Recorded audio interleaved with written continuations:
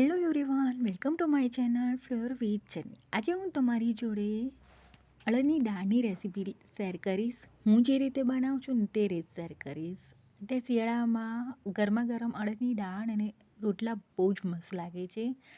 તો તમે પણ એક વખત ચોક્કસથી ટ્રાય કરજો. મારા વિડીયોને છેલ્લે સુધી જોજો એટલે તમને ખ્યાલ આવે કે મેં કઈ રીતે અડદની દાળ બનાવી હતી. તો ચલો શરૂ કરીએ તેની રેસીપી.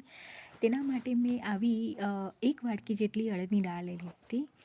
તેને મેં પ્રેશર કુકરમાં જ એડ કરી દીધી ને પછી 3થી 4 વાર મેં પાણીથી ધોઈ નાખી હતી. સરખી રીતે મસળી અને ધોઈ લેવાનું એટલે તેનું બધું ડસ્ટ નીકળી જાય. ધોવાઈ જાય પછી તેમાં 1 ગ્લાસ પાણી પીવાનું એડ કરવાનું, મીઠું, હળદર અને તેલ એડ કરી દેવાનું. એટલે છે ને દાળ કુકરમાં સીટી વાગે ને ત્યારે ઉભરાય નહીં એમ.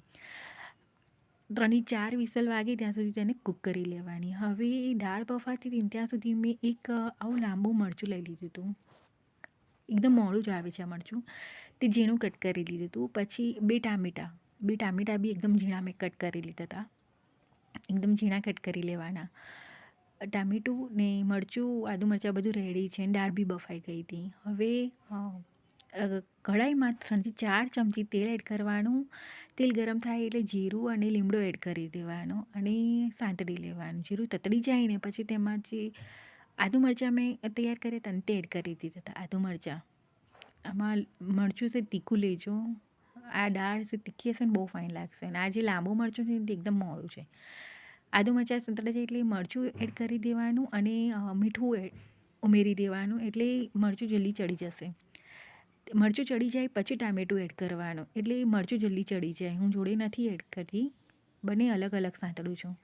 મરચું સાંતળાઈ જાય પછી ટામેટું મિક્સ કરી દેવાનું અને તેને સાંતળી લેવાનું સરખી રીતે. તે સાંતળાઈ જાય ને પછી તેમાં મસાલો કરવાનો છે. જોડે મીઠું બી મેં થોડુંક એડ કર્યું હતું. મીઠું ટેસ્ટ મુજબ તમારે લેવાનું છેલ્લે ચાખીને.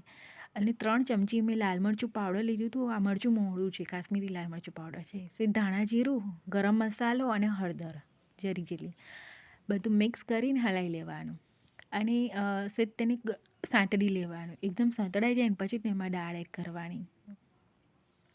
મરચું ને તમે ટામેટું બધું એડ કરશો ને સરસ લાગે છે.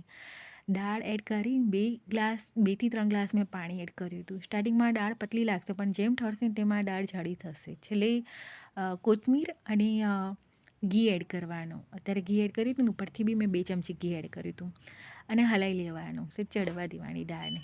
તૈયાર છે અડદની દાળ.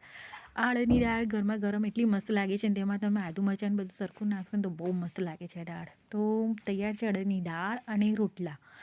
તમને મારો વિડીયો કેવો લાગ્યો, મારી રેસીપી કેવી લાગી? જો ગમે તો લાઈક સબસ્ક્રાઈબ કરવાનું ના ભૂલતા. Thank you for watching. મળીએ નેક્સ્ટ વિડીયોમાં.